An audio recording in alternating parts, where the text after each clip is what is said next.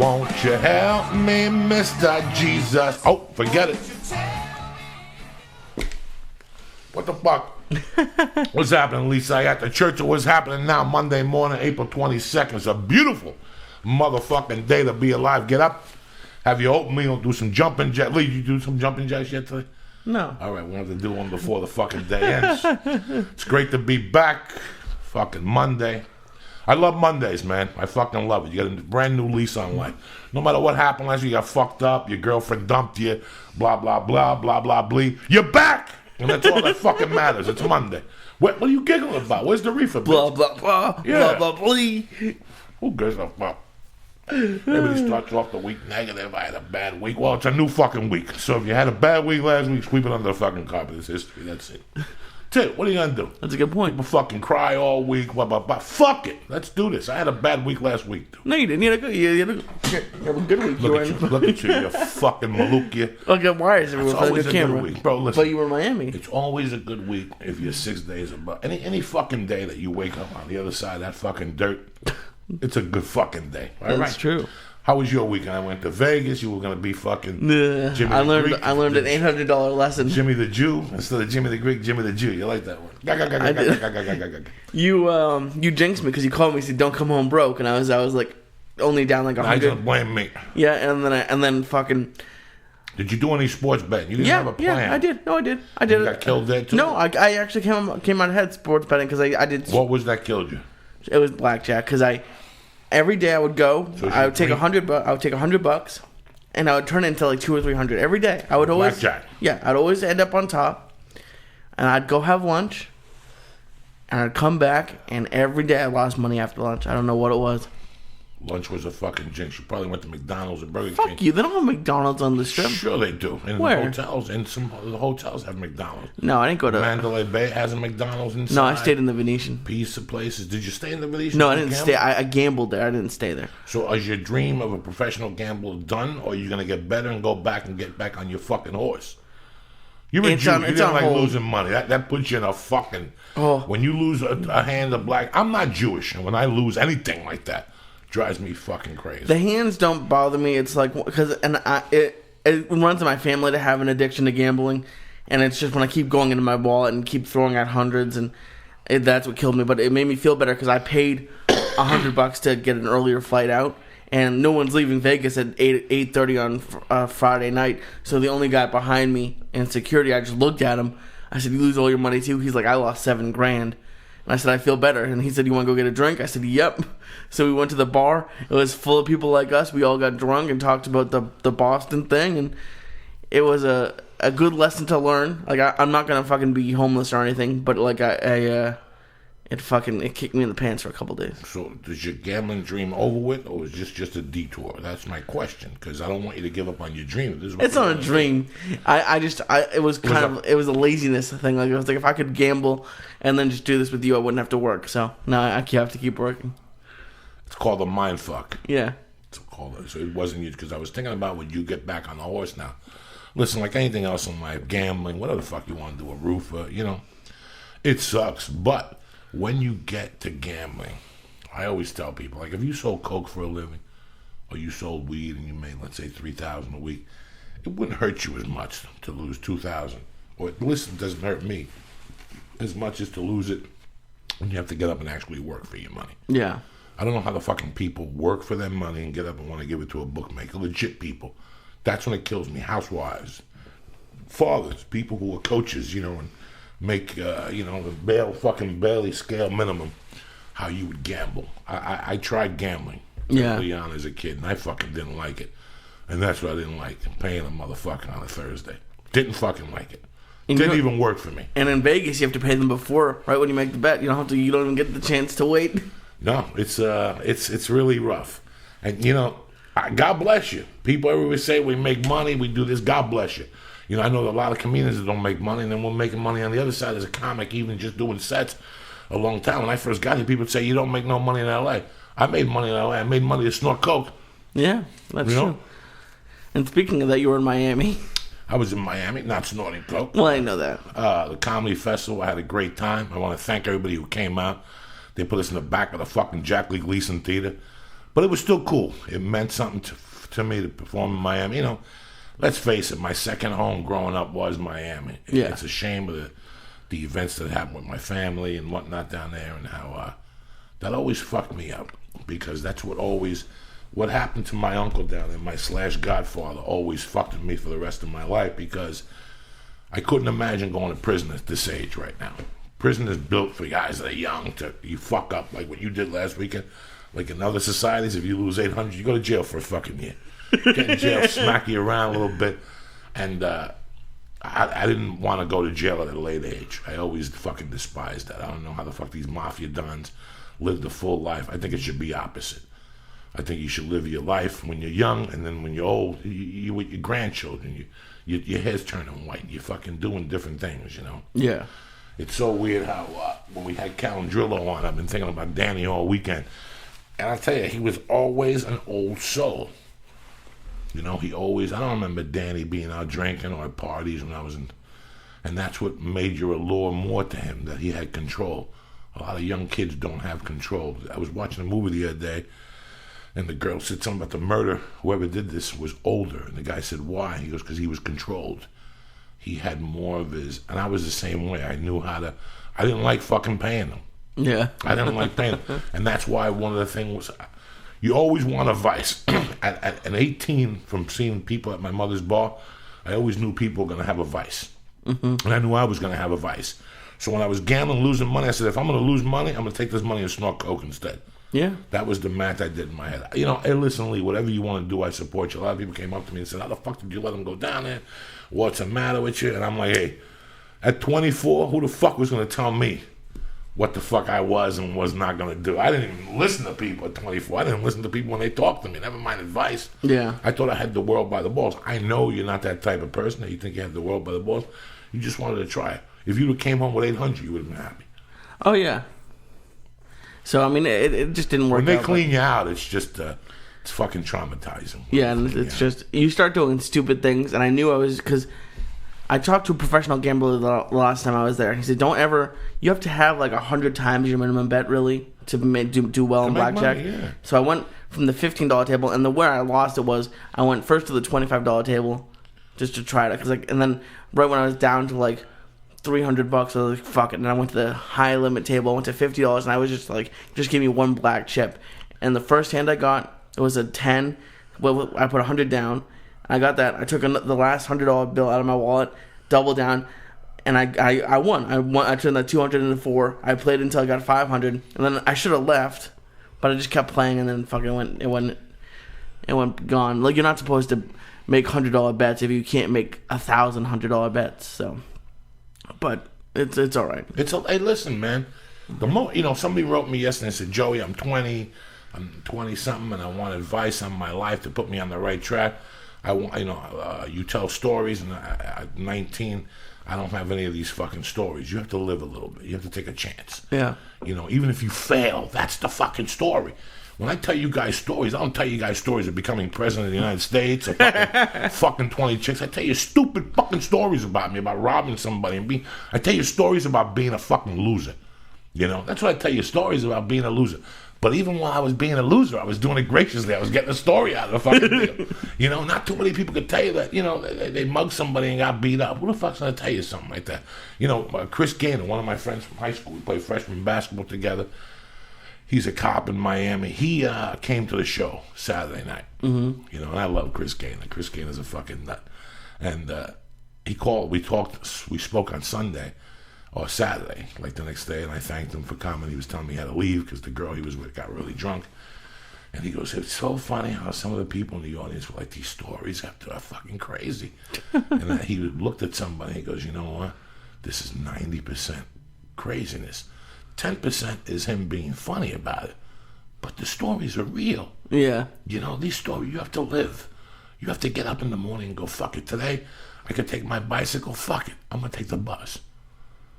Even if you could afford the car, even if you drive every day, sometimes you got to do shit out of the norm to really get a taste of fucking life. Yeah. When I went to that hookah house when I was 18, 16, the 1040 club, I didn't want to go. I got stuck in somebody else's fucking car. But I took the chance. I went against what I believe in. Dog, I get in the fucking comfort zone like everybody else. I'm the biggest pussy in the world. We all get in our comfort zone. And we don't want to do dick. It took me fucking 3 years to get on the elliptical. Really? 3 years. I've been going to the YMCA looking at people sweating, dying, sweat all over the place. It takes fucking years. Yeah. We're all fucking losers. What the fuck? It's just getting out there and doing something against the grain. I go to acupuncture because it's against my fucking grain. I like hanging out with people that don't get high like you because it's against my fucking grain. Plus, I can talk you into, and we're going to start eating edibles fucking Wednesday. I didn't bring none today. You should have seen them. I don't want to. I'll fucking stay. You can't say that shit to me, Lee. Tell the story about you on the plane on fucking Wednesday night. Dude, they don't need to know. That's got nothing to do with the fucking price of eggs. Yes, it does. No, I don't. No, I fucking don't. You're trying to give me these edibles, and you were sweating for 6 straight hours. Oh my God, it was fucking terrible, Lee. I wouldn't wish it on my enemy. You put a picture up, and you were like, "This is a Bang Bar and a Chiba Chew," and he called me the next day, and you were like, "Dude, I sweat for 4 straight hours. 4 fucking hours. I took my shirt off. I drank 20 waters." And let me tell you the people the story. And again, not to sound like a fucking jerk off. I don't want you to say, "Well, look at Joey, he's dropping." No.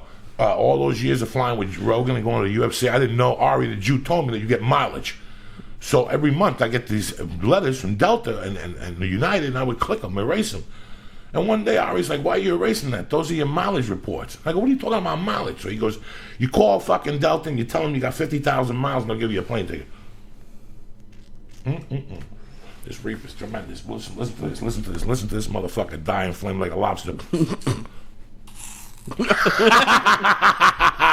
That's how we do it here on the Church of What's Happening Now. So I get my miles from Delta like before the New Orleans movie. Okay. And I called Delta and I go, "Yo, what's going on? I got these miles. I don't want to go these 4 hours.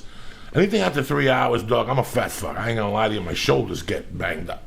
Okay. If I'm in the back. So I always get these miles, and I call up Delta, and I go, "Hey, can I get first class?" They give me first class. Then they moved the ticket, so I had a first class ticket left over. So when I got the week in Miami, nobody wants to fly for 6 hours and coach and Expedia in the back. I don't mind if I'm going to Arizona, something close by. Expedia with the Puerto Ricans. Yeah, in the back, handcuffed, looking around the room.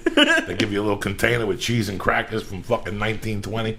So I got the first class ticket to Delta on the way down. On the way down, it was in the corner, but it was a cheap ticket. I had to switch. I'm not gonna lie to you people. They put me on the fucking MOOC plan. They gave me a red eye, which I fucking hate. Yeah. And on the way back, they gave me a connecting flight to Atlanta. So it's like moving up, and then I still gotta go 18 hours across town. I left Miami at 6:30. I wouldn't get to LA till 12:30. That's 9 hours on a fucking flight. Or something like that, right? Yeah, well, yeah, because of the time difference. Yeah, 3:30. I wouldn't get to LA till 12:30. That means I'd be fucking around with Delta for 9 hours. I said, "Fuck that shit." So when I got to the airport, I changed that. So before I went to I had the babysitter, and I went to the epileptical. Yeah. And I ate something. I ate like a choo-choo bar, whatever, a Chiba bar, right? Yeah. I'm kind of still fucked up in this joint. This is tremendous reefer, people. One of the best reefer of the year I've been smoking comes from NoHo Organic. The PROG, whatever, the house blend is sensational. I think it's 26 or 27% THC. If you get a minute, it's on Burbank Boulevard. NoHo Organic. It's $10 a gram. Oh, 20 for a half eighth. I'm telling you right now, look at this fucking thing. Look at these buds. Are you fucking... Look, it sounds like I'm fingering somebody. You ever finger a chick with the... Yeah, let me finger you again. Let me do an Arnold Palmer and stick a finger up your asshole. You like that shit? Lee, some music. I want to be around, cocksucker. Oh, shit. 6:16 in the motherfucking morning. 9:16 if you're on the East Coast. Banging it out this morning like a motherfucker. Little Tony Bennett. Here you go. I want to be around. I love it. Fucking Lee, I love you, cocksucker. No edibles for you on Wednesday because you got to do a jumping jack every show. Fitz. All right, what we talking about here? Your flight to the flight. Miami. So I get the fucking Delta. First off, if you're gonna fly to Miami, they warn you before you go into Miami. They just culture shock you. Usually Delta flies out of Terminal 5. They send you to Terminal 6 with nothing but fucking Spanish people, apocalyptos, people going to points Miami and South. Colombia. The terminal's yellow. They got guys selling fruit in there. They got a fucking mambo band. It's hysterical. It's just Spanish people. Fucking Spanish music. All the restaurants are Spanish themed. It's fucking crazy. You go over there, and I went. I get on the plane, I'm fine. That's when I was taking pictures with my iPhone, thinking I'm Johnny Bananas. And it hit me right there during one of the pictures. I'm like, I'm pretty fucked up. I better put this fucking camera away. I put the camera away. And the guy sitting next to me is no tough guy. I could see he had hung out on Santa Monica at some point in his life. Somewhere along the line, he dressed up like a girl and took it to Diaz. But I didn't give a fuck. He was a nice guy. We talked. How are you? Good. What's going on? It's a beautiful night. Yeah, it's great. We're on a red eye. Fucking thing was easy. The other people on the plane, nobody had a kid, you know. So all of a sudden she goes, I'm going to turn the lights off in the cabin because people want to go to sleep. I put my little iPad on, whatever the fuck it is on you. iPod, yeah. iPod. I got my little Led Zeppelin, the song remains the same. In the middle of fucking Moby Dick, dog, I just start sweating profusely. I mean, just sweating. And it's coming out of me. I got the air on. Now, you're supposed to sit back. I'm sitting straight up so the air could hit me. And I think tightening my back put me in an extra fucking burning calorie situation. I mean, Lee, I started sweating and sweating. I'm looking at my collar, how it's wet from here to here, but not just wet. It's like a puddle. You know when you go. Yeah. That's how it was wet from the THC sweat and the Malufia fucking sweat. And I'm sweating. My armpits are sweating. I got deodorant on. I'm not stinking. But finally, I'm looking at this fucking iPhone, and an hour had passed, and I'm sweating. So I'm just sitting back, closing my eyes. Now I'm starting to get really fucking high. What I ate was the Chiba Chew and a Bang Bar, but I split the Bang Bar in two. I got the full effect of it. Sometimes I just eat all 4 squares like a gorilla. This time I broke it in two, and I got the fucking the patois. The patois. I got high on the first batch, then the second batch just pushed me off the fucking ledge. Oh. So I must have been sitting under a heater. The air was blowing out, but I could feel warmth. And next thing you know, guys, it's like 2:30. It's like 2:33 in the morning. I'm looking around. I haven't slept. Everybody's passed the fuck out. I just took my shirt off. Just took my shirt off in first class and put the blanket up to like my stomach and just sat there. Every time the fucking stewardess went by, I covered myself and I took a little gallon of water. That's how fucking high I was. Wait, stop giggling, cocksucker. You're embarrassing me. That's how fucking high I just love the image of you with your shirt off. That's the second time I've had to take my shirt off on a fucking flight because of THC products. Wasn't the last one on like a Southwest flight and you were like facing some old woman or something? Yeah, that's in the old days. That's like 10 years ago when we all flew. Me, Felipe, Martin Moreno, we all flew to Chicago. And in those days, every Southwest had 3 places on the plane where you sat opposite each other. Yeah. But this time was way worse. This time was 4 hours of constant sweating. The chest hairs all fucking wet. I just love you, like probably listening to like Black Sabbath and blasting, pounding water, and you holding the blanket up above your nipples. First of all, let's be honest with the people at home. I took the earphones off after the first. Oh, you took it off? Oh my God, no! So you're just sitting there. Music was taking me to somewhere I didn't need to be. You were just sitting music and sweating and shit. You were just sitting in the silence, just staring at the scene in front of you. Sitting on the fucking and in room 1D, where all you're staring at is a fucking wall. There was no movie. There was nothing. I don't know if there was a movie. It didn't matter. I was sweating. You're just sweating. Fucking horrible. Horrible. I don't know how people do it. You know, what am I going to tell you? Am I going to tell you I'm not going to eat edibles again? I mean, bullshit. This is why I don't eat your edibles. I know I'm about to have like a nervous breakdown from edibles. Like I'm about to faint, and that's how I'm going to quit. I can feel it already. I can feel it this morning, the residuals. Yeah, because you had one yesterday at freaking 5 o'clock when we were hanging out. And I had the THC water. The fucking the vitamin water. When we got home? They got THC vitamin water now. It's just vitamins and straight up 100 and something fucking milligrams. And you're surprised why you fall asleep at 10 o'clock at night. I wanted to, but last night I wanted to. Listen, man, one of the biggest mistakes I made as a young man was not to sleep as much as I was supposed to. And it fucked me up. Look at my face. Look like I'm 90 fucking 2. I could have looked like Tom Jones, but shit happened. Shit happened, Lee. Oh, you gonna smoke some of this joint? You gonna make me smoke it over here like an orphan in fucking a 7x7 fucking lot here? All right, let's switch to the new camera. And what's walking around barefoot? Who are you, Sarah McLachlan? Get it together. Put some shoes on. Why am I putting shoes on in my house? You're supposed to. You invite people over. You got no shoes on, looking like fucking Jesus. You're killing me. You're Jewish. You know what I'm saying? Let's give a shout out to some fucking savages out there. It's Monday. Lee, where's the fucking music? You got Sam Puente, Giancarlo D'Atamo, J. Pittsburgh Bushero, happy birthday, cocksucker. Tell the kids to sniff your nutsack. Joe Van Exman. Jade Sackett for the diet. Travis from fucking, I don't even know where the fuck he's from. Travis from, I don't even fucking know. He wanted me to teach people how to roll a joint because I roll beautiful fucking joints. And Kron Jeremy Indo, I love you, cocksuckers. Live podcast Wednesday night at the motherfucking Ice House. Oh, shit. Joe Rogan show at 10. It's a double duty fucking Death Squad night. Get your tickets now, cocksucker. What else? What else? No, I'm excited for Wednesday because you were excited, but I've been bugging you to do a live one since like we started. And they're like, "What's the questions? Just do what's in front of you." And we finally got one, and it went well. So I think now you're excited. What are you bothering me for? Yeah, that's all I'm you always excited. Listen, I'm excited. It's a beautiful fucking day, dog. We got the world by the balls. If you're young, if you're old, I'm 50. I'm fucking excited. I can't imagine being fucking 26 or 31. I'd be out there fucking stabbing motherfuckers. Can you imagine me? I'm fucking 50, guys. Get your shit together.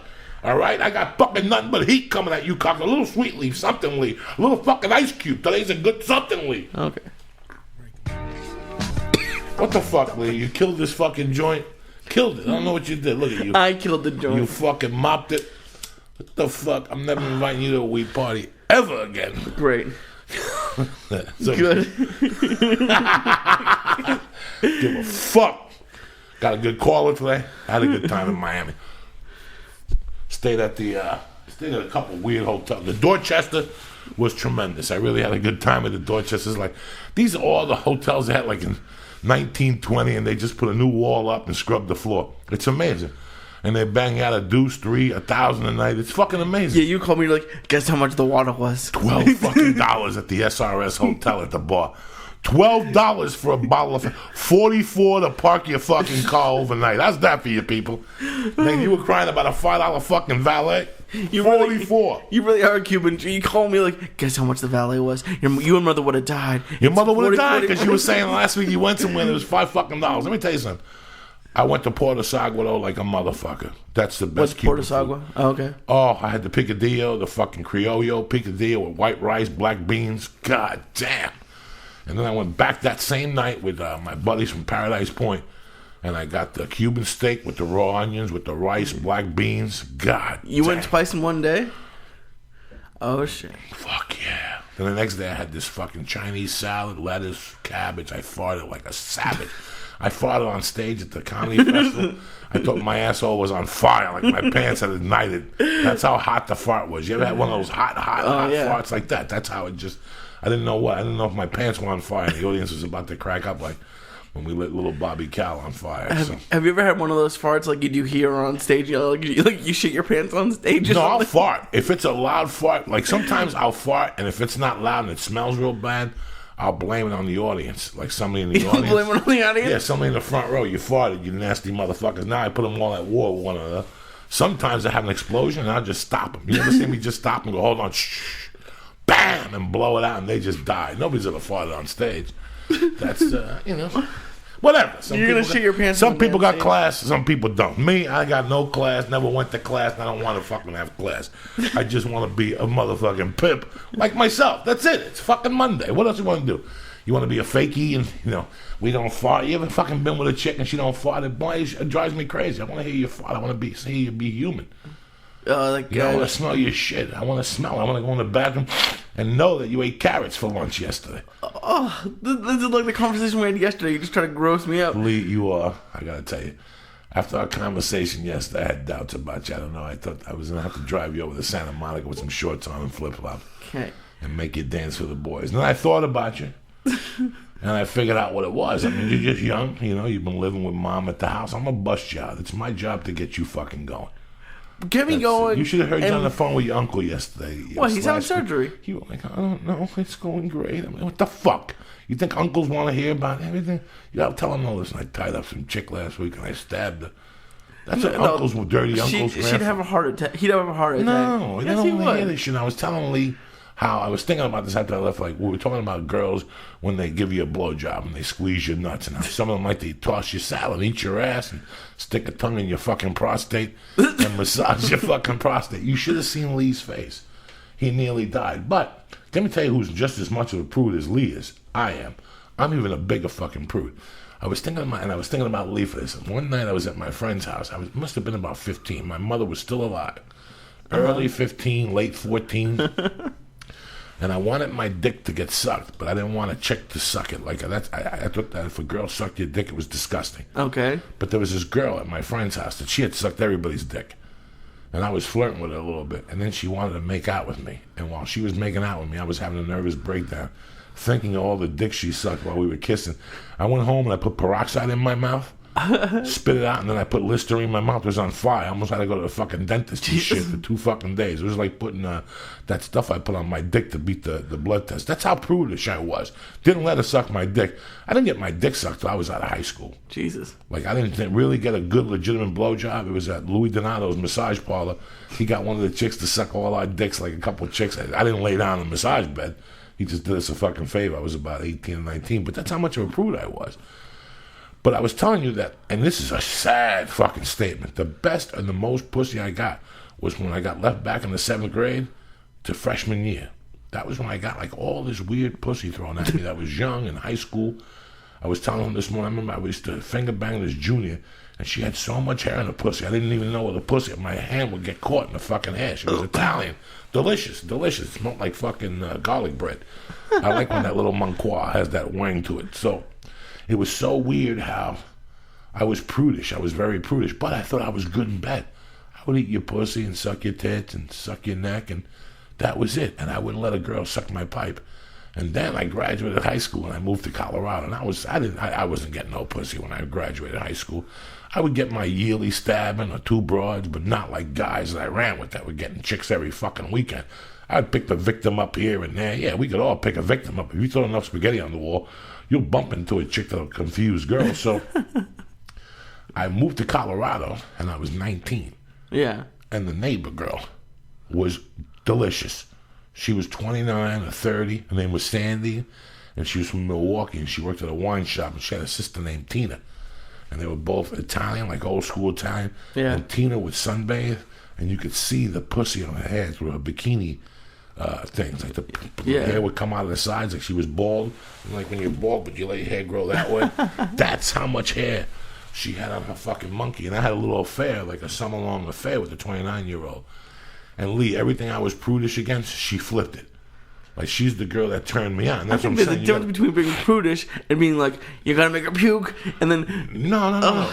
Well, fucking with your butt. She goes, you have a lot of endurance, and you're a big, strong guy, but you're not fucking me right. She goes, you're gonna go through 1,000 wives because they're all gonna leave you. I swear to God. She goes, you gotta do certain shit, pull my hair, and I wouldn't pull her hair. I remember it took me fucking 3 weeks to pull her hair. And she's like, no, I want you to pull my hair like fucking... And then finally she pulled my hair and I almost punched her. And she goes, I want you to fucking pull my hair like that. And I couldn't believe it. And she wanted me to smack her and fucking pick up her legs and rip her clothes off. And I could never rip a fucking girl's clothes off. I used to rip her bra off. Then she'd make me tie her up and shit and fucking fuck her and take my dick out. Like, she broke it down for me. Like, you have to torment me. If not, chicks ain't gonna call again. They want a guy to fucking torment them and run them in bed. And I'm telling you this yesterday. He's looking at me like, I remember her saying to me, listen, when I was 19 or 20, I had an idea what my limitations were going to be in bed and what I was and what I wasn't going to do, just from the things I had heard growing up that happened in bed. One thing I was never going to have happen was a chick put 2 fingers up her ass or a dildo or whatever. I'm 50 fucking years old. Nobody's put a dildo up my ass. But I have had a couple fingers up my little patois. And I'll tell you what, it's not bad if the chick does it correctly. Again, that girl there. We got a call coming in. There you go. We'll finish this part 2. All right. What's up, baby? Top of the morning to you. Top of the morning to you. On the line is fucking director extraordinaire. Tremendous kid all around, my man, Billy Corben. What's happening, baby?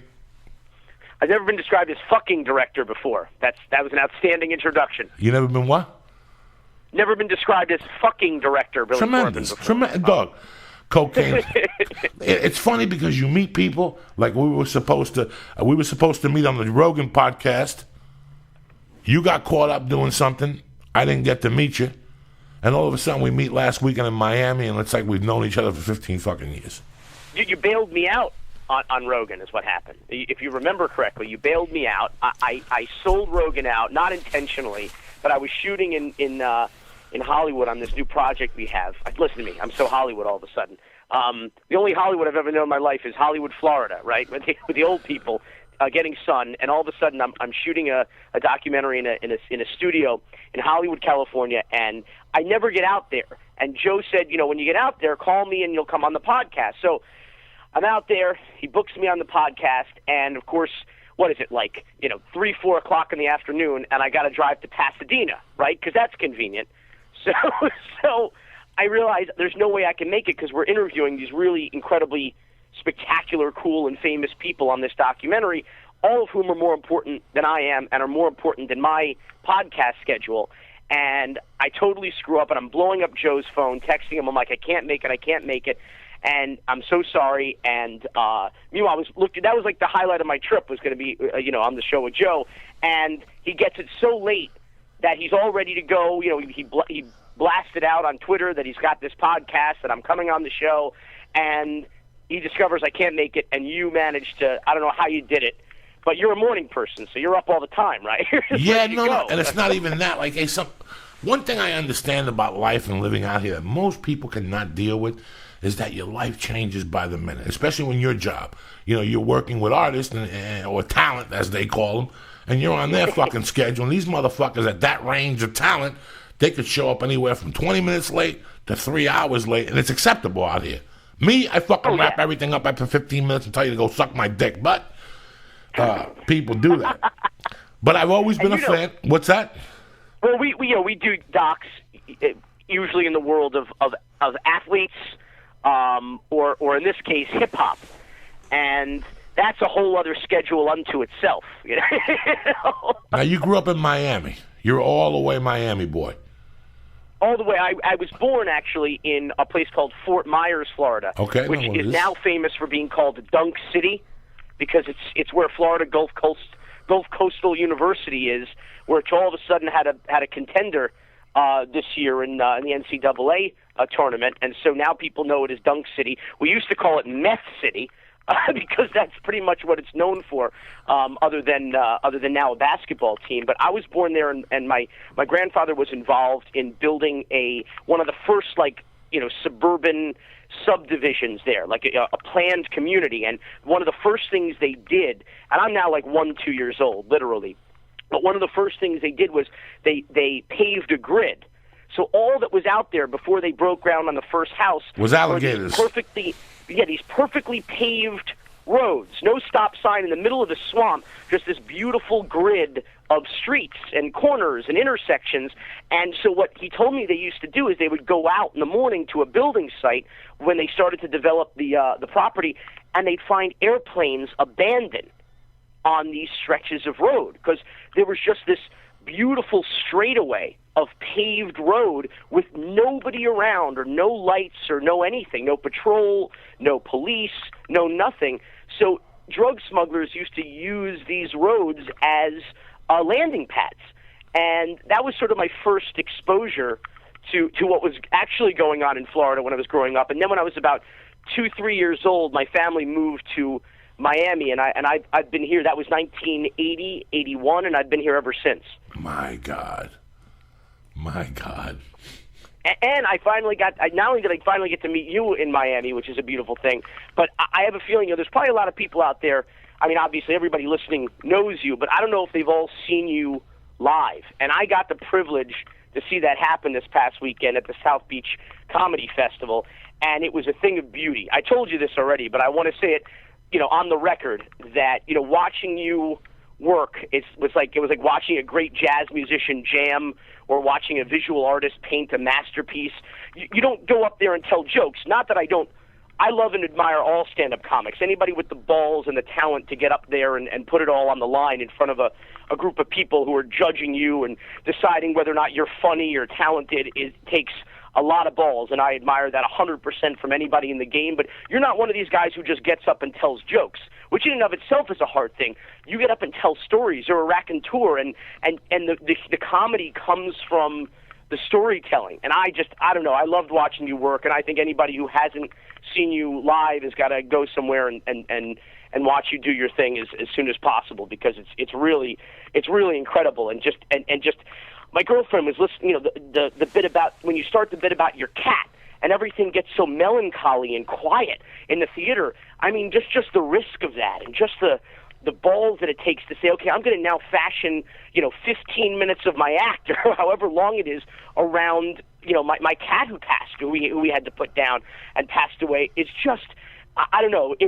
For me, it was like watching an artist at work, and it was hilarious, obviously, but still very touching and very moving. And I don't know. I was really taken with the whole show, and I thank you for coming down to Miami Beach and entertaining us all. Man, listen, for starters, you just blew my mind with that, because for starters, I'm stoned, and I can't handle that type of shit when I'm straight, and you're telling me this, but thank you very much. How'd you do at the Cannabis Cup this weekend? You know, I didn't go. I came home, and that's in Denver, but trust me, I've been stoned ever since I landed. I was stoned the whole time. Somebody gave me a piece. I thought maybe you were in competition with your new strain.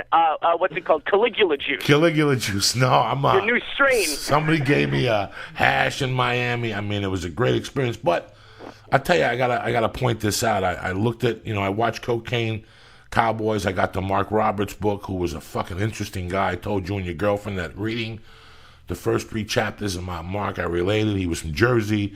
He lost his parents, and he had somebody that took him on the wrong side of the tracks, like covered his back while he was on the. So I related a lot to Mark. John Roberts. John Roberts. I'm sorry. Like I said, I'm high. But it's so weird that when I looked at the films you had worked on, you have. You walk on a very tight line, which I fucking love in a director. While I was down there on the radio, I did a spiel about directors today. They don't have any more balls. They all learn the same shit in fucking directing school, and they think because they shoot the guy flicking his ash on the thing, that's avant-garde, and that's what people want to see. No. People want to see the fucking truth, and that's what you did with Cocaine Cowboys. Forget Cocaine Cowboys. Just the documentary, the 30-30 on the U of M. I was blown the fuck away. I knew what was going on, and you left shit out. You left the fucking shit that you couldn't fucking say out, but you walked such a fine line with it. And that's what art is about. That's why I don't like soft art. I want your shit to push something. I want to go to bed and go, you know what? Fuck Billy. I have an idea for Cocaine Cow. He missed this, or I missed this in my act. And that's what I love about you with your films, man. That is fucking amazing. There's a few things to say about it. The first thing is, I think you're right about, as you put it, directing school.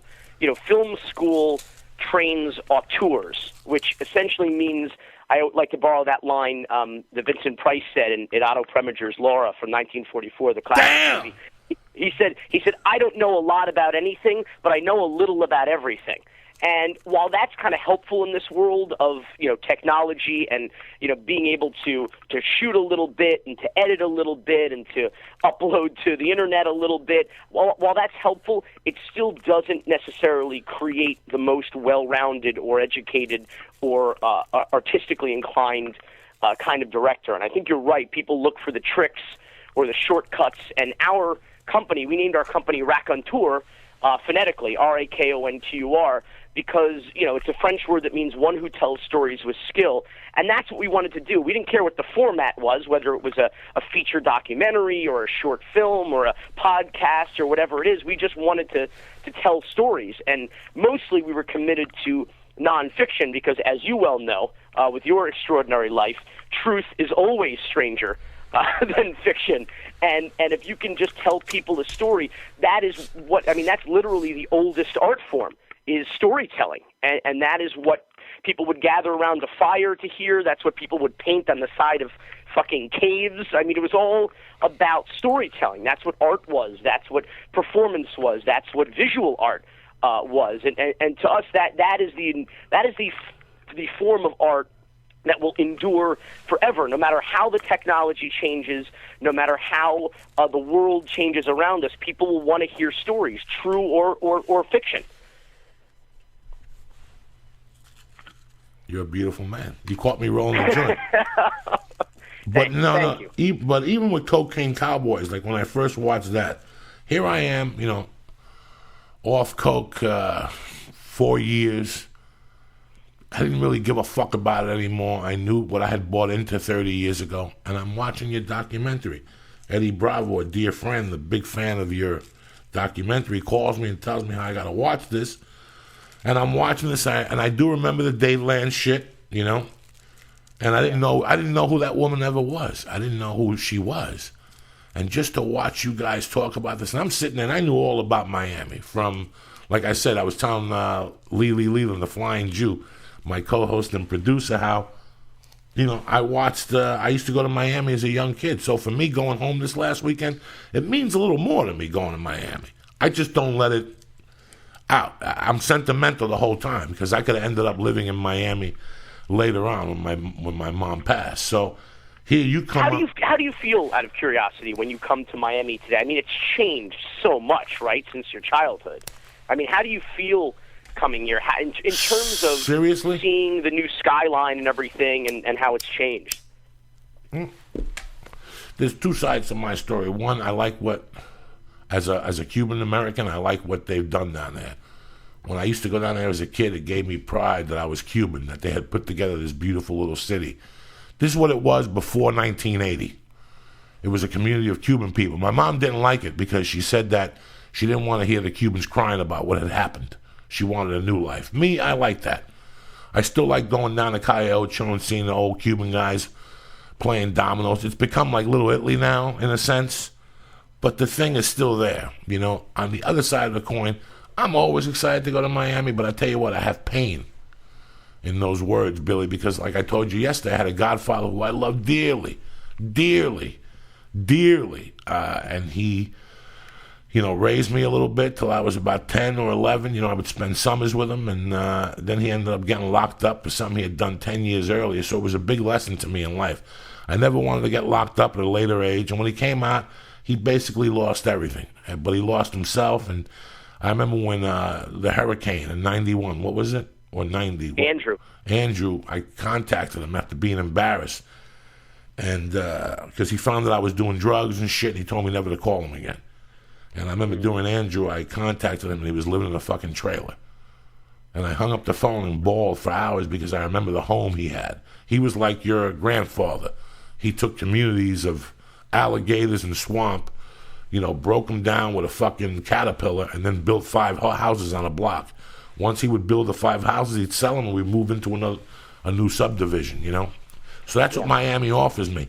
The last time I performed, their kids showed up. The daughter, Jacqueline, who my mother baptized, and the niece, Gina. This time I didn't make real contact with them, and I think it was because of the pain I still have. That's what I have when I go to Miami. It reminds me of a painful time. Like, if that guy was still alive, I would have probably spent the weekend at his house, even though he would have probably been 80 by now. Well, I think that's really the interesting impact of and the legacy of drugs in this country, is that it not only ruined lives from the standpoint of addicts, and now, by the way, I mean, when cocaine was at its peak, we had about 2 deaths a week in Miami-Dade County from cocaine. Now we're seeing as many as 7 deaths a day from oxy, and that really affects, you know, young people and people who are getting hooked on a drug that they're not getting into for party purposes or recreational purposes, but because they're addicted to these terrible drugs. And you see people's lives, though, not only get ruined by that, but, you know, we did a documentary called Square Grouper, The Godfathers of Ganja, which is kind of an unofficial prequel to Cocaine Cowboys. It's about, you know, the more Jimmy Buffett, laid-back, piratey, pot-hauling smuggling days of Miami of the 70s, when shit wasn't so real, you know, like it got with the Colombians in the 80s. But what you saw was lives and families, American families, being destroyed by the prohibition of marijuana. You know, and that's in a way what you're also talking about, is that, you know, when your godfather went away, that was really the destruction in a way, or the breakdown of an important element of your family. And I think that's really where America's got to look at itself in the mirror and start talking seriously about how we are free and how we protect ourselves, and what's really important about how we fill our jails at great expense, not only to the taxpayers as far as the economic impact of the prison system, but what we do to the American family, and what we do to these millions of people that we lock up who for victimless crimes, for nonviolent offenses over weed or some drugs that recreational users, that essentially responsible consenting adults are voluntarily purchasing and putting into their bodies. I mean, it's a scary thing when I go back through just recent past and my lifetime. I mean, 3 decades plus. And you see just the lives that have been destroyed, not just by drug use, but by prohibition, by the families that have been torn apart for no reason over what and for what. And I think that's along with this, the gay rights issue that's going on right now. These are sort of the contemporary civil rights issues of our time right now. I think that's what it is. Are we going to start treating people fairly and justly in a system that our forefathers had designed and intended, or are we going to say fuck it and continue to put our heads in the sand and start seizing people's properties and liberties and freedom over some weed? Yeah, and I think we're at a real crossroads in this country about that, because it's demographic. I think the way people think about this kind of stuff, and I think we're getting to a point where people are dying off, literally, of a generation that have these archaic beliefs that are literally it's like Neanderthal thinking. Like, we're just going to lock everybody up. It's like, for what? Poison ivy is more dangerous than weed. How are we going to continue to destroy people's lives in this country over this? And I think we're almost there. I hope we're almost there. You know what I loved about you? That you weren't a poseur as a director. If they show you, if I saw a picture of who I thought directed Cocaine Cowboys, I pictured a white dude with earrings and tattoos and fucking spiked hair, and he hung out with 3 black dudes who were thugs, and here you walk in, this very intelligent, mild-mannered Jewish American kid that I love to death, and I look at you and I go, what gave you the balls and the permission to shoot Cocaine Cowboys? What inspired you? What made you say, I got to get this fucking story out there because people have to know it? Well, same thing with the U. It was my childhood. That's what it was. It was my story. It was a story of my Did you ever town. do blow, Billy? What is it? Have you ever done blow? I have never even taken a hit off a joint. God fucking bless you. I'm drug-free. This is what I'm saying. Why would a guy... you know what I'm saying? If I expected the guy from Cocaine Cowboys to come in sniffling, I'm sorry, I'm 35 minutes late, but you showed up, you're up early, you do the work. What made you go after such a fucking controversial subject? Like I said, it's the story of my community. It explains so much from my childhood and memories that I have of Miami growing up that I had questions about as a kid that your parents just can't answer, when the answer is drugs and drug money to every question that you have about the mysteries of growing up in Miami in the 1980s. And so as a kid in Miami, I was aware of things, but not on the level, obviously, that I'm aware of now, having asked questions, having done the research, having worked on the movies. But I remember my most distinct memory is money. When I say money, I mean wealth. I mean, we were in a middle-class neighborhood in North Miami Beach, single-family homes, hardworking people. But in the 80s in Miami, everybody had a little bit more. Everybody had just a little bit more money. You'd walk around or ride your bike around this neighborhood, and you would see in front of these modest homes, there'd be a Porsche there, or there'd be someone working on building a second story onto the house. Everybody had a little extra cash, and so they were spending it in some way. They were reinvesting it actually in the community. And these weren't people who were in the drug business, mind you, but this was definitely the trickle-down effect of the drug economy in Miami, because you had people who were real estate developers or car dealers, or they sold wine. They were grocers. or they worked at luxury hotels as managers or bartenders or bellhops. And everybody had a little bit extra cash. And I heard a story of the girl who cuts my hair, the woman who cuts my hair.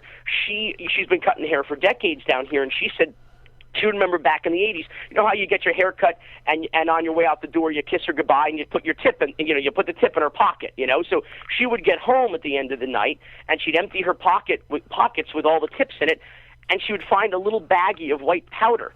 And she said she was so naive at first, she had to ask her friend, she goes, what the hell is this? They're like, you don't know what that is? That's worth more than gold. That's better than a tip in cash. But that's what Miami was like. Miami was a town that was just pumping, and the wheels were going round on this cocaine economy.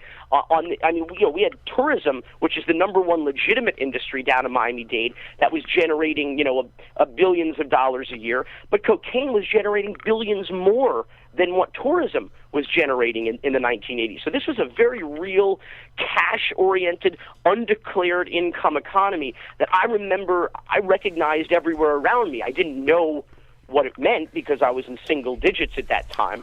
But later on in life, it was like, well, what is this all about? And then you watch Cocaine Cowboys and you see all of that horrible local news footage, of just the murder and the mayhem.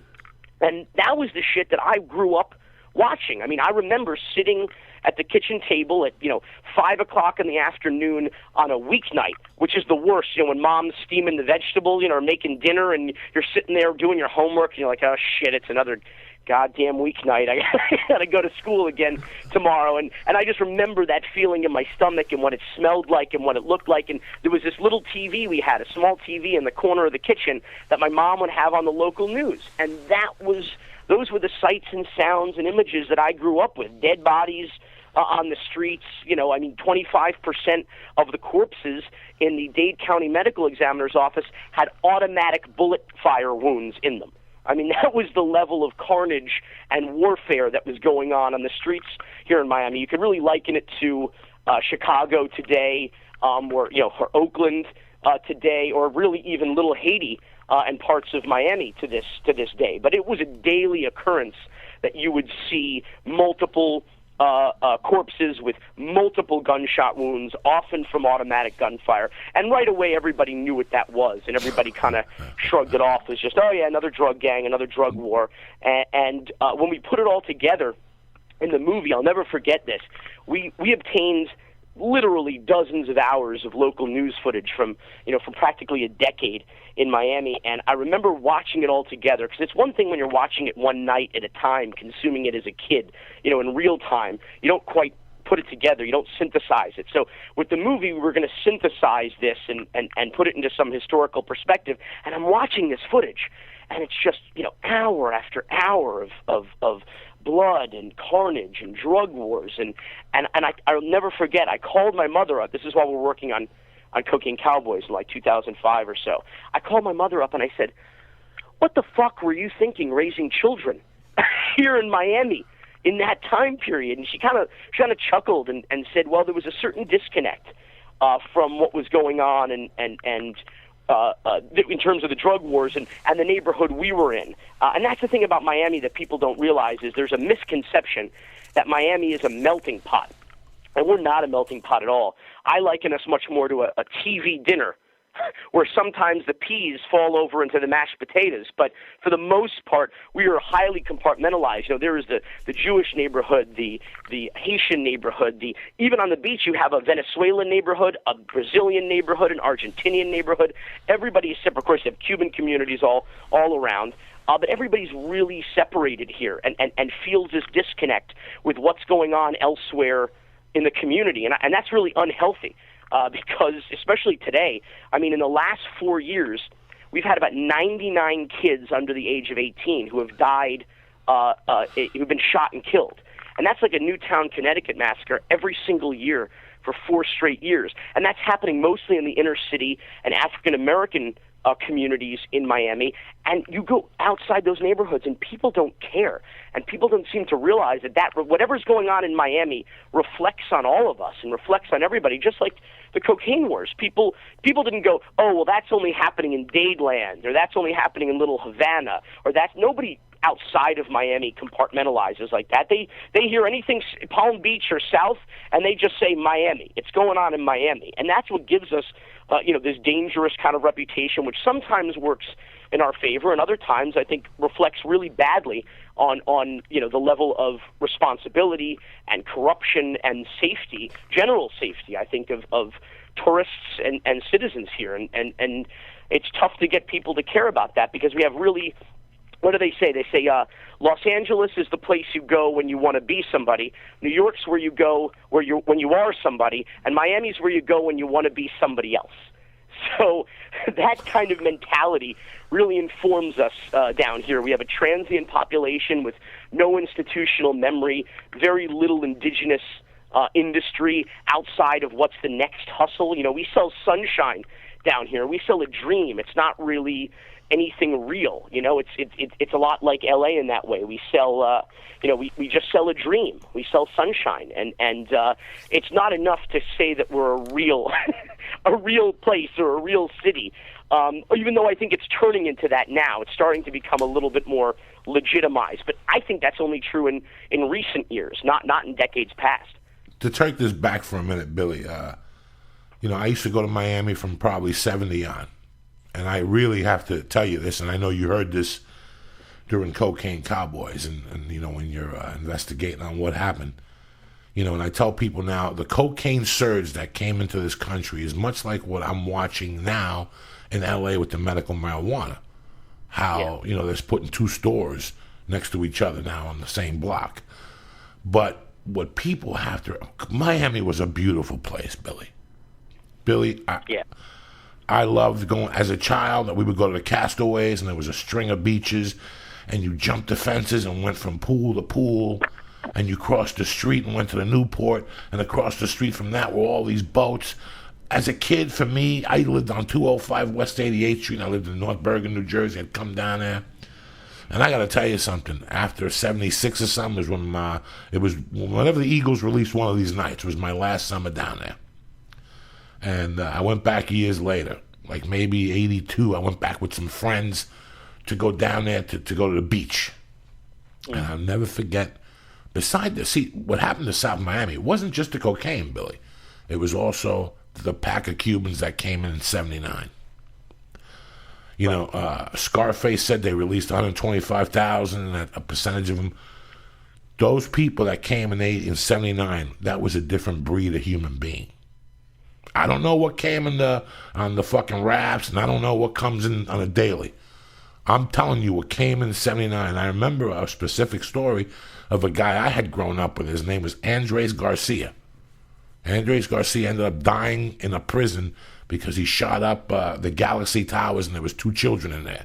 He was one of those guys that set up those fake drug deals. Way before 84. He was doing this shit in the late 70s.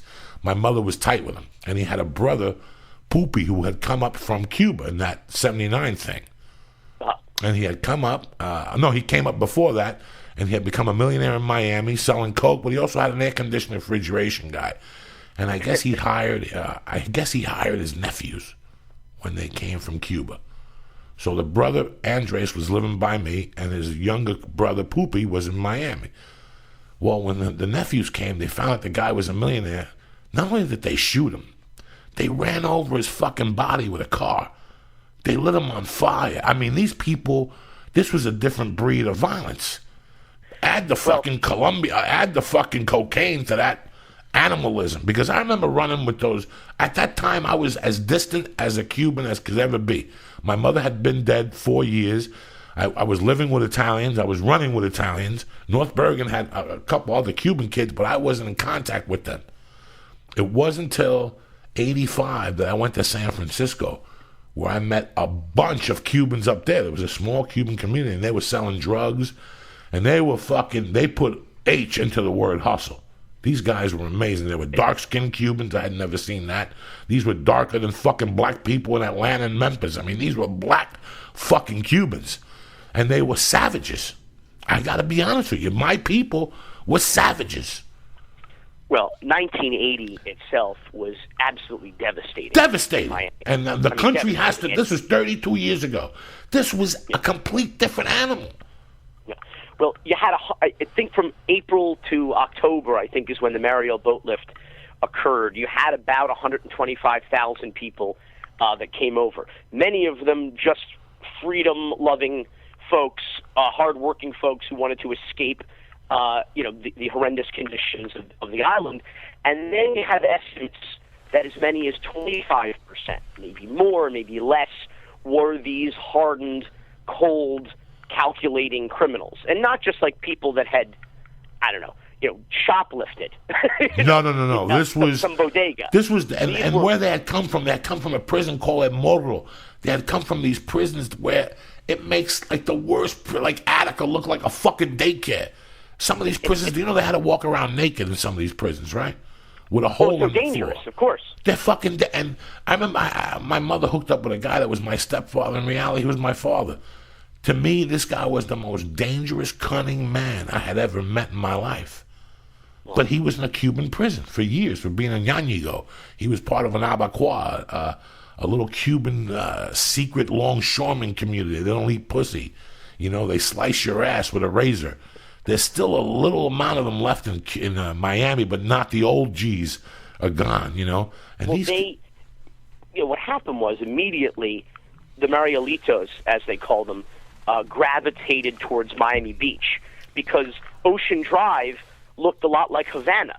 It had that vibe. You'd chill out on the boardwalk by the seawall, or you'd be by the beach. So it had that same vibe. So immediately all these Marielitos started showing up in Miami Beach, which was mostly a community of old Jewish retirees, many of whom were Holocaust survivors living in these horrendous efficiencies, for $125 a week on a fixed income from Social Security. They would go to the shopping center, the market, and they would deliberately bruise the fruit so they could go to the manager and ask for a discount on the bruised fruit. Like, this is what was going on in Miami Beach. It's very much like people remember from Scarface, from the Ocean Drive scene. And the next thing you know, you have these Marielitos come in, and suddenly vicious, violent crimes, robberies, rapes, and murders practically quadruple in 1 year.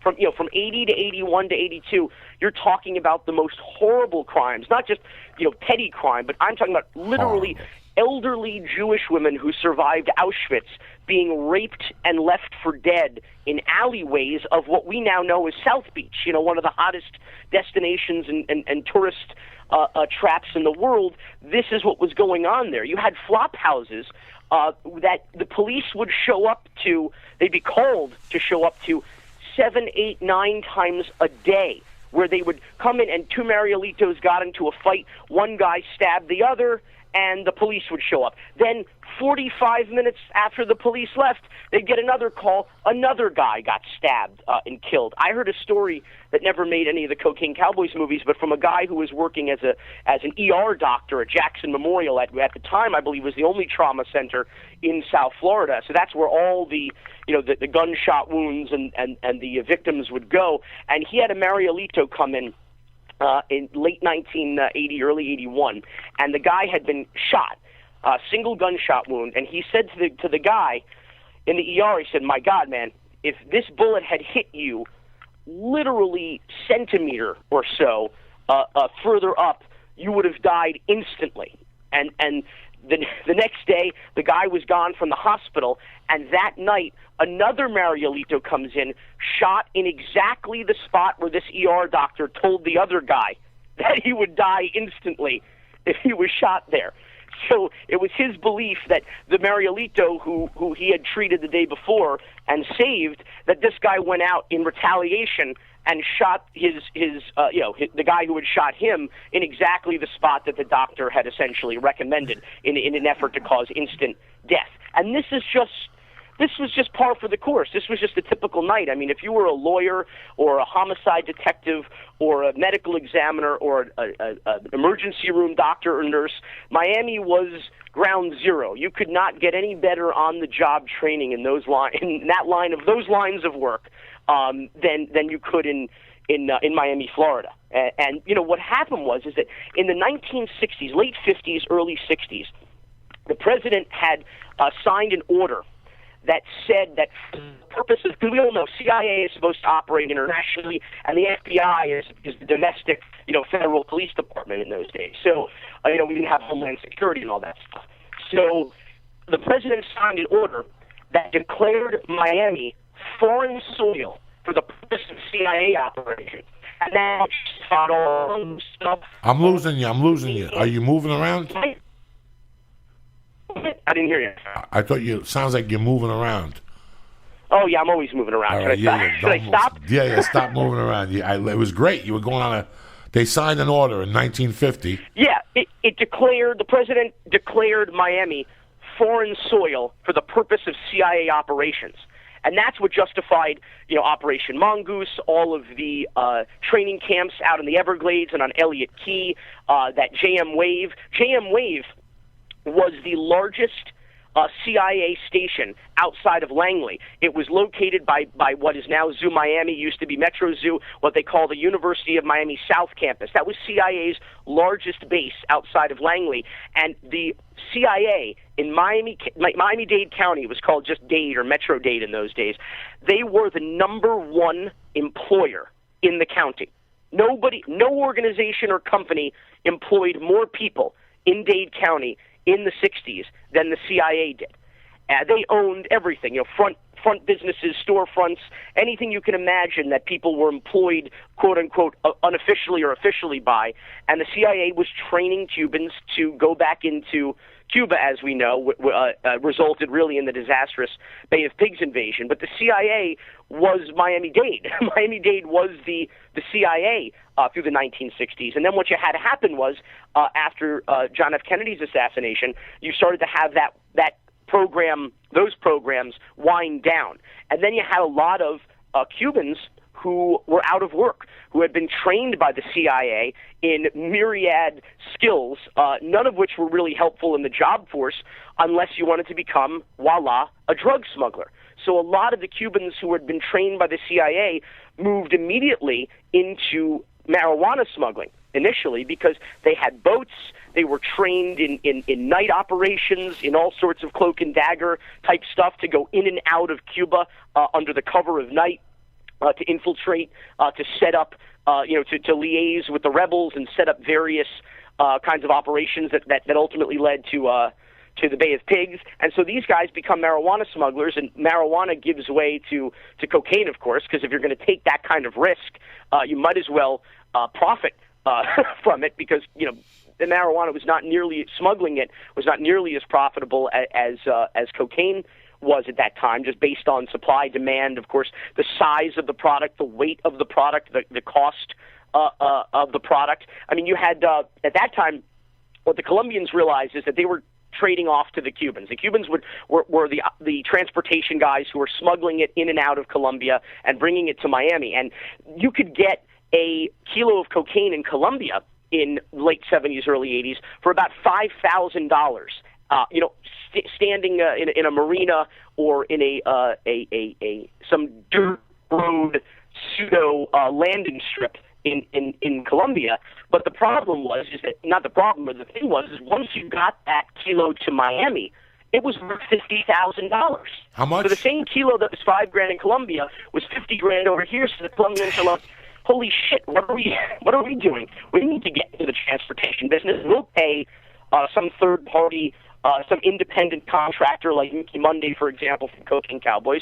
We'll pay these guys, $1,000, $1,500, $2,000 a kilo to smuggle it over here and turn it over to our guys that we put there on the ground, which is basically like FedEx or UPS or DHL delivering from, Apple in China to Apple's retail stores in America that they set up all over the place. And that's what the Colombians did. The Colombians opened and operated a multi-billion-dollar international corporation with retail, or I should say wholesale outlets all over America. And Florida was the major point of entry, obviously, because for the most part you could get away with anything you want to know. They say the great thing about Miami is it's so close to the United States.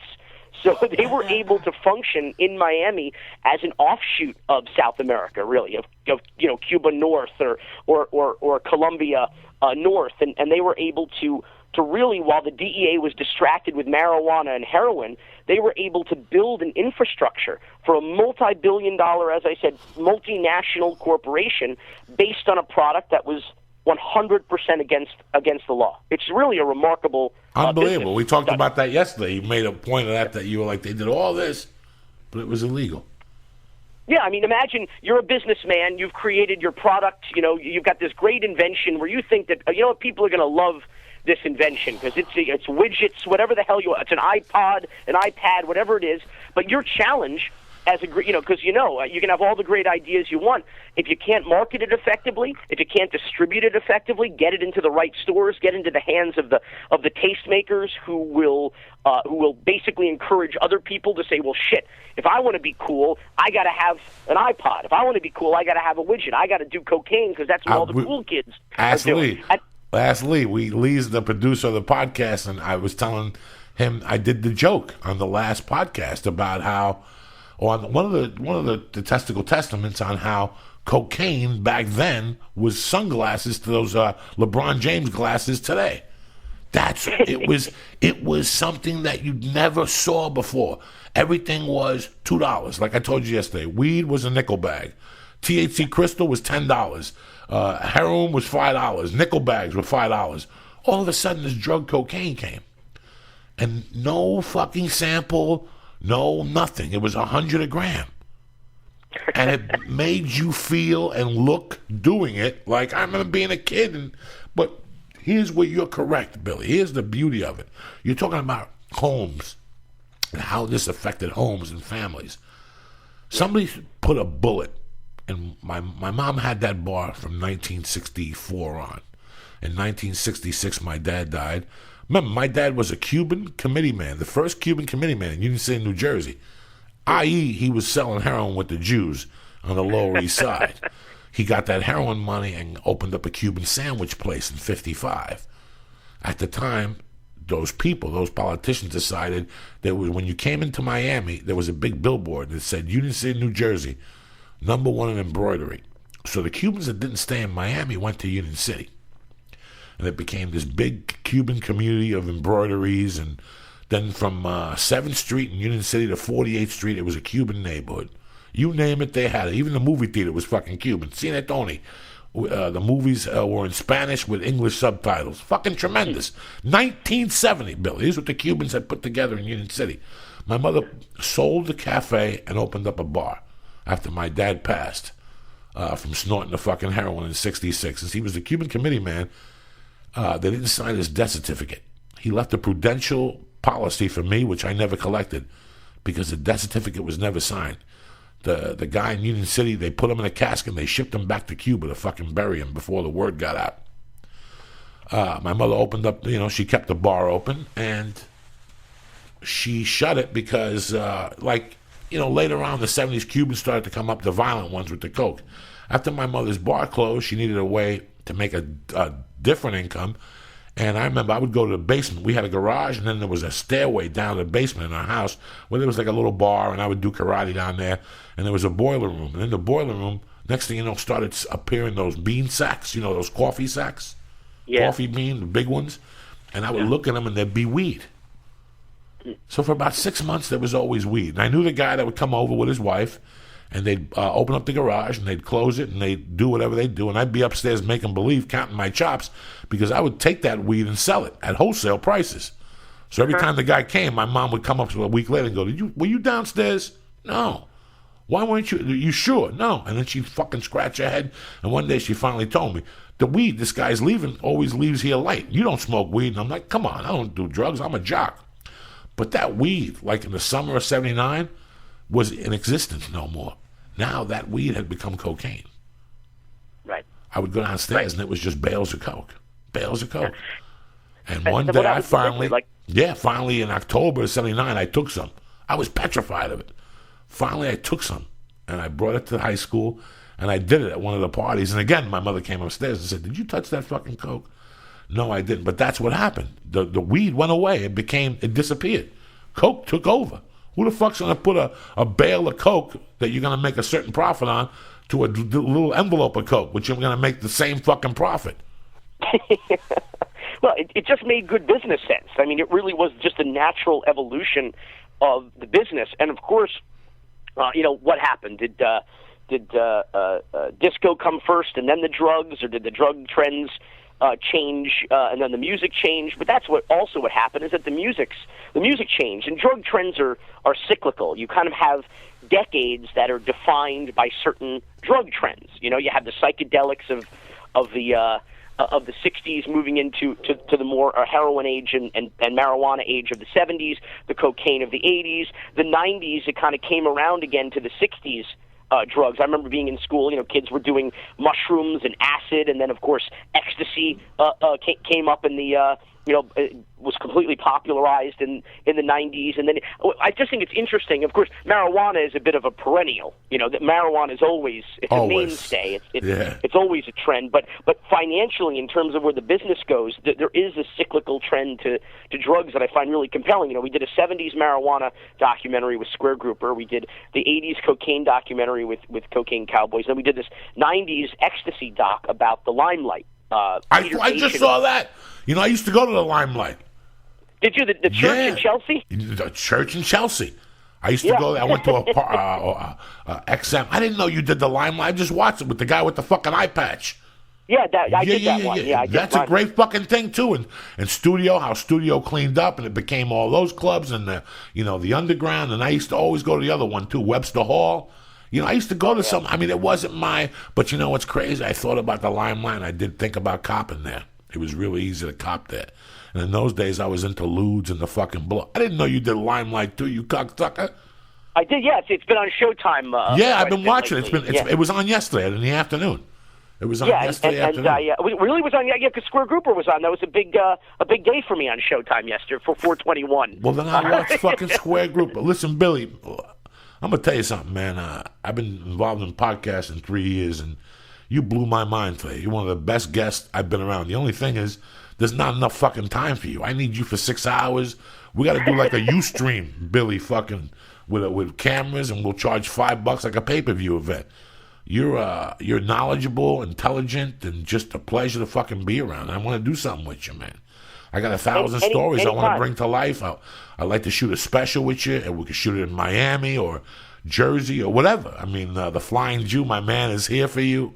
You're a fucking genius. I see nothing but great. How old are you now? I'm 34. How old? 34. You're a young man, man. You got the world by the balls, and you got a sense of danger, and that's what you're selling. Miami sells sunshine. You sell fucking danger. You bring danger into people's lives, just for 1 hour. You know how strong that is. That you make me ship bricks for 1 fucking hour. What kind of bricks? The lucrative kind of bricks? Now, do me a favor. Email me the movie about the frat, and I can have you back on. I want to talk about that with. Absolutely, just mention that Raw Deal. Just mention it to me. Mention it to people what it's about. Absolutely, it's called Raw Deal: A Question of Consent. That was our first movie. We were 22 years old. We were the youngest filmmakers in the history of Sundance in those days, and it was about the alleged rape of a stripper at a fraternity house at the University of Florida in Gainesville. And the entire night's events, this was in the spring of '99 semester, it was all caught on videotape by not one but 2 frat boys with video cameras, and the videotape footage wound up in the public record, and we use it in the movie to reconstruct the evening's events. You hear from the stripper, from the frat boys, and then you see the video footage. And what makes it so compelling is that you've got reasonable people who watch the video and watch the documentary, and they disagree passionately about whether or not the sexual activity that you witness in the movie is consensual or not. I mean, you'll literally split the audience in half, where half the people say that was a rape, and the other half of the people go, bullshit, that was consensual sex. And everybody's watching the same footage. It's I think, it's obviously our least known movie of all the other stuff, the You and Broke and Cocaine Cowboys. You did Broke too?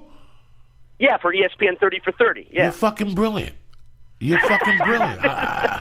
Thank you. You're fucking brilliant. Like Thanks. I said, I got your numbers and stuff. I will be contacting you. I appreciate your hour, brother. You're a genius. But people should check us out. We're at CocaineCowboys.com. That makes it nice and easy to remember. Okay. And how do you got to email me that thing at DiazBrothers@hotmail.com. I need that fucking movie. I'll go out to Netflix. I'll get it. I just want to know where I can get that one about the frat boys. Absolutely. I'm gonna send it to you. All right. I love you with all my heart, Billy. It was a pleasure, and thank you for being a guest, and you fucking opened up a lot of eyes. You're as intelligent as they fucking come with shit that I want to hear, not shit that's made up and dropping knowledge like somebody's lighting your cigarettes over there. You're a badass Jew. Well, thank you. You know I'm a big fan of yours, and I'll come on anytime. Okay. Thank you very much for your time today. I'll call you later on. Thank you, brother. Thanks. Holy fuck. That was great, huh? Yeah, and we didn't even. The next time we have him on, we have to have him talk about the U, because you still talk about the U like once a week. Oh shit! This is what I'm talking about. This is, and that guy walks around like nothing. I'd expect that fucking guy to walk around with his dick out of his pants. He's as humble as can be, and this is what makes me love people when there's no attitude. If that guy was walking around in Hollywood, he'd be completely different. The thing he's done is he lives somewhere the fuck else. Yeah, which is as smart as can be. That was great. I did the shout outs. Listen, lately I've been on this fucking whatever tear. You know, I lost 3 pounds last week. That's amazing. Oh, great, man. I've been on the elliptical tear. I did it last Monday. I went to kickboxing only once last week, but I ellipticized in Miami Friday. Yeah. Yeah, fuck yeah. You don't fuck around. I ellipticized Miami Friday, and then I took Saturday off because I flew, but I went back yesterday. Yeah. I went Monday, and I went Wednesday, and I kickboxed on Tuesday. So I did really well last week. And I'll tell you what, guys, I got no pains. And you know why that is? Strong bone. I'm telling you, I'm still fucking 303 pounds, but fucking strong bone is bailing me the fuck out. So, and I've been walking in the morning. Like now, I got the baby till 11. Did I tell you motherfuckers that? I got to go back. I got the baby till 11 every day, except when I'm out of town. And I want that. I want that bond, the 3-hour bond. I want it. So what I do is I put her in the fucking crib, I smoke a number, and I just go for a fucking walk. And I walk all around with her. I go to the rec center. I watch the kids play basketball. I fucking love it. I bring a bottle. I bring a couple diapers. So instead of, a lot of people want to put their kid and try to do something. I'm not going to do that. I'm going to sit with her and play with her if I have her. So I decided I'm going to make her as part of my workout routine. So I'm going to walk around with her in a fucking crib in the afternoons. That's what I did all last week. A couple people beeped at me and gave me the finger. I love it. So anyway, please, go to Onnit.com. I fly a lot. You don't see me coughing or sick anymore. I got allergies, but what are you going to do? Onnit can't cure that shit. Get yourself some Onnit Strong Bone. Get yourself some Onnit, the immune fucking... guys, I can't talk great enough about their products. I'm back on the Alpha Brain, too. Why the fuck not? I don't like doing it every day like that. I take bunches. So I opened up a new thing last week, and I'm sharpening a fucking tack. I've had a hard on every day. It's a beautiful thing. I'm going to start the T Plus. I want to see how the testosterone is. Go to Onnit.com. Pick out 3 or 4 fucking things. Do a sample package. Put church in the box below. We get credit. You get credit. You get emails. You get special fucking discounts. Shit like that. Go to Onnit.com today. Just read up on it. Just go to Onnit. Just read up on what they got to offer. You'll find something on there for you. I can't give you a break on the kettlebells or the fucking ropes to hang yourself, but I can give you a break on the fucking vitamins and the supplements, all right? Go to Onnit.com this Wednesday at the fucking Ice House, 8 o'clock. Myself, Lee Sayat, Saul Batz is going to be our guest on the podcast, but special guest. We're going to do a live fucking podcast, 8 o'clock. 10 o'clock, Joe Rogan's doing a show. It's going to be fucking a festival of Death Squad. What else? I'm in Jersey. The following week, I'm in Austin, Texas, May 2nd through the fucking 5th at the Cap City Comedy Club. I can't fucking wait. And May 9th, I'm at Stand Up Live. Get your shit together, Arizona. I don't know what else to fucking tell you. I'm fired the fuck up today. Lisa, when do you start juicing again? May 1st. Look at you. You're looking like fucking Pluto with your fucking beard, cocksucker. Next thing you're going to strangle Popeye and shit. It's a beautiful day to be alive. Get out there. Live your fucking dream. Wait, think this guy Billy Corben's better than you? He just has idea. He read. He fucking paid attention. Pay attention. Shine your fucking shoes. Go out there. Look motherfuckers in the eye. Don't be like that fucking cunt Brian. Look motherfuckers in the eye and be a fucking man. Because that's the start of you changing your life. People always say to me, Joey, how you change your life? You inspire me. You know what inspires you? Become a fucking man. Stand up for something. Don't get a tattoo because the girl got a tattoo like a fucking half a fruitcake. Be a fucking man. Live on your own terms. Grab your fucking cock. Like this, like a put that fuck like this, like a fucking savage. Grab that fucking helmet and realize why God put that fucking cock between your legs. You know what I'm saying? Get up there, get out there, try something new. Hit me, Lee. We gotta get going. Thank you to Onnit. Thank you to Billy. Thank you to Lee's fucking Syed. Thank you to Led Zeppelin. Thank you to Black Sabbath. Thank you. The fuck you giggling about, cocksucker? You're so fucking stoned. To the gills. Are you fucking kidding me? Have a great day.